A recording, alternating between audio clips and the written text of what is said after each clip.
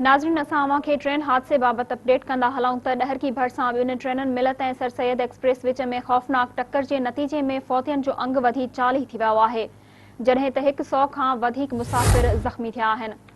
नाज़रीन, ट्रेन हादसे जे फ़ौतियन जा लाश ऐं ज़ख़्मियन खे सखर रहीम यार ख़ान, डहरकी ऐं मीरपुर माथेलो अस्पतालनि ॾांहुं मुंतक़िल कयो वियो आहे।